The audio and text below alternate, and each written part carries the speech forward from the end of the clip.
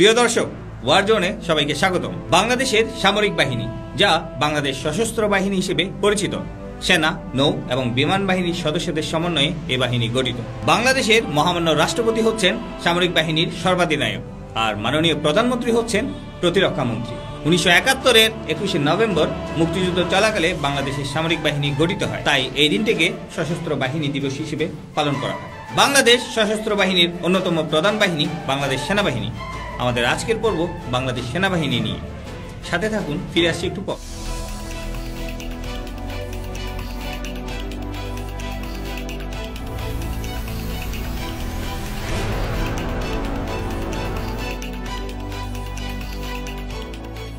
বাংলাদেশ সেনাবাহিনী বাংলাদেশ সশস্ত্র বাহিনীর অন্যতম একটি প্রধান শাখা।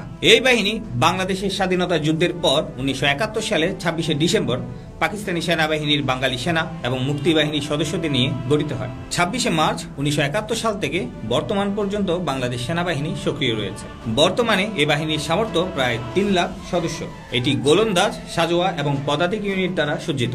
শুরুতে ভারতীয় উপমহাদেশের অন্যান্য সেনাবাহিনীর মতো ব্রিটিশ সেনাবাহিনীর আদলে গঠিত হয়েছে এই বাহিনী 7টি ডিভিশন নিয়ে। আর বর্তমানে সারা দেশে ছড়ানো 23টি ব্রিগেড সহ পূর্বে 7টির সাথে আরো নতুন 2টি যুক্ত হয়ে মোট 9টি পদাতিক ডিভিশনে বিভক্ত এই বাহিনী।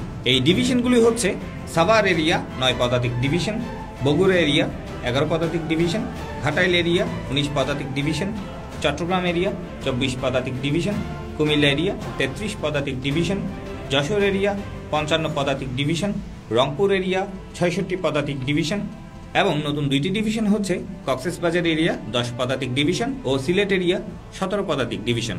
আর এই পদাতিক ডিভিশনগুলির মধ্যে অন্তর্ভুক্ত আছে ব্রিগেড আর্টিলারি সহ সেনাবাহিনীর অন্যান্য কোর।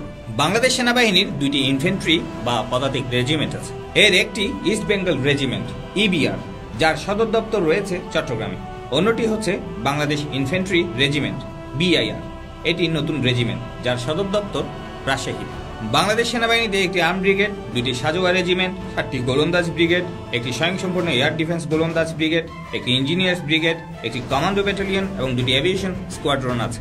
আসুন জেনে নেই বাংলাদেশ সেনাবাহিনীর আর্মস এবং সার্ভিস কোর সমূহ কিভাবে কাজ করে। কমব্যাট আর্মসে আছে ইনফ্যান্ট্রি রেজিমেন্ট, আর্ম কর্পস এবং প্যারা কমান্ডো। কমব্যাট সাপোর্ট হিসেবে আছে army aviation regiment, artillery regiment, air defence artillery, engineering corps, military intelligence, signal corps এবং মিলিটারি পুলিশ কোর।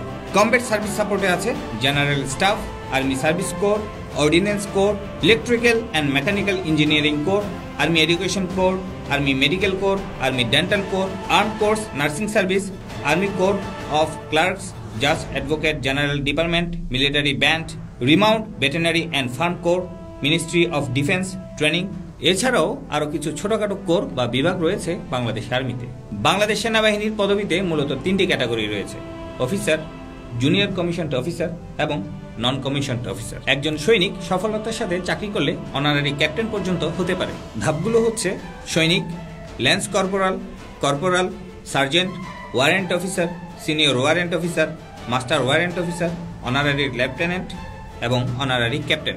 বাংলাদেশ সেনাবাহিনীতে ক্লাস 1 গ্যাজেটেড অফিসারের মধ্যে সেকেন্ড লেফটেন্যান্ট থেকে জেনারেল পর্যন্ত মোট 10টি পদ আছে। পদগুলো হচ্ছে second lieutenant, lieutenant, captain, major, lieutenant colonel, colonel, brigadier general, major general, lieutenant general এবং জেনারেল। এছাড়াও ফিল্ড মার্শাল পদটি ভবিষ্যতের জন্য রাখা আছে। বন্ধুরা, একটি তথ্য দিচ্ছি।